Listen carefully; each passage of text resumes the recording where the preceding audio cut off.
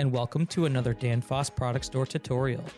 In this video, we will demonstrate how to use the mark and tag features when items are in your cart. Also, we will cover how to identify your units as a retrofit or exchange, which will allow our after-sales and customer service teams to better support your drive needs. To begin, you must have an item added to your cart.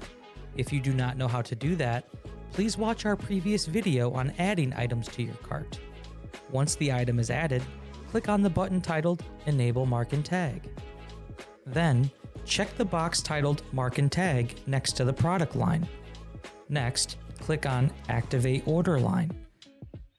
Scroll down and you will notice that a box for Mark and Tag is now available for you to use. Please note, the character limit in these fields is only 18 characters. The tag will be directly connected to the unit itself, and the mark will show up on the box. Many use this feature to help communicate what the product is and where it will go when it arrives on site.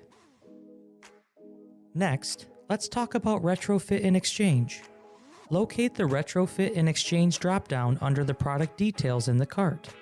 Please select Retrofit if you are replacing an existing VFD or technology with a Danfoss drive. Please choose Exchange as a quick ship option.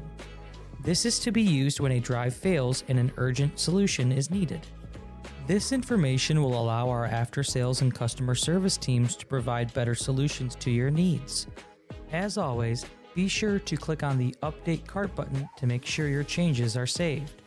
This concludes the video on Mark and Tag and Retrofit Exchange options in the product store. Stay tuned for more product store tutorials. Thank you for watching.